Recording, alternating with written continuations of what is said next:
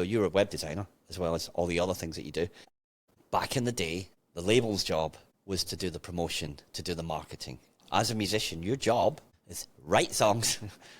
Exactly. We'll record, we'll do everything, right? Mm-hmm. So I just wonder how you feel about, what do you feel about the fact that it's democratized, it has democratized the music industry, but I keep coming back to, what's the thing? Is that good? I don't know. See, I think the thing with the internet, the advent of the internet, we all had the old dial-up back in the days before MySpace even, and Friends Reunited and stuff like that. But I think the core of it is when the internet came about, it was easy to transfer files. Making it easy to transfer files and rip CDs into MP3s made the music accessible freely. Now, the music industry had to do one thing or it was going to collapse. Basically, everybody was listening to their stuff for free and they needed to monetize that in order to pay the artist and all the millions that they've just put in to advertising, marketing, whatnot. So their response was what we've ended up with today, which is something I really, really dislike and despise, that the likes of Spotify exists. I understand the platform from a software point of view. I understand why it exists. What I don't understand is the compensation back to the artist. The margins are gross. Yeah, they are definitely gross.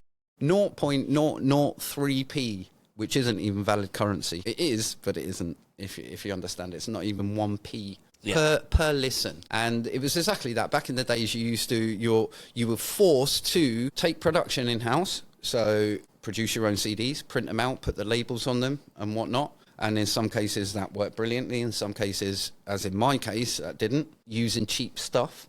So you were burning your own CDs at home? Yeah, my first EP that I released, which was in the Wedgwood rooms, that was all... I think I'd done 60 CDs and sold them all outright for $5 each. So the money that I gained on that night, I can comfortably say I have not gained that on Spotify in 5 years releasing actual product. Ridiculous. It's crazy. Absolutely ridiculous. And but on the back of that, to release on Spotify as an artist, and especially if you want to become an approved, or what I think is Spotify artist, you've got to have a biog. You've got to have some decent shots of yourself, so you've got to have marketing and merch and promo stuff.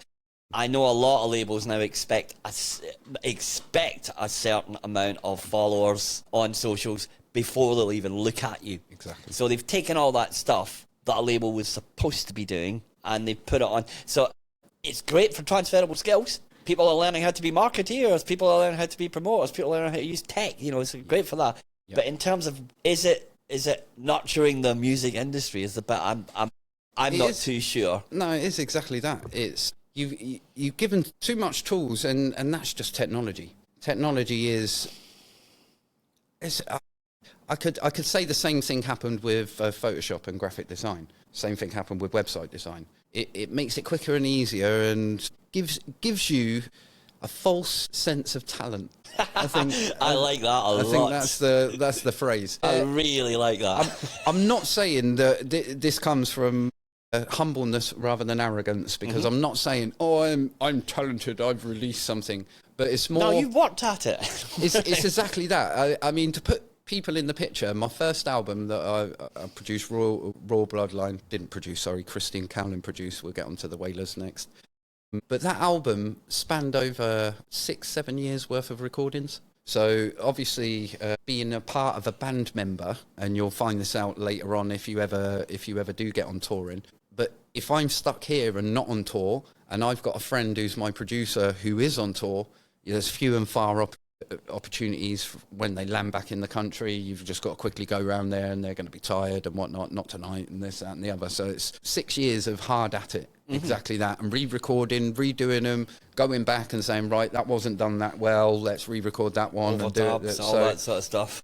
Yeah, it's not just a bedroom recording. However, on the other side of the blade, again, you've got the likes of Bonkers guy, Dizzy Rascal. Dizzy Rascal, yeah. Dizzy Rascal is the prime example and leader of what you can do without a label. In as much as guy's a multi-millionaire now, guy's got albums everywhere, and everyone knows him in the world.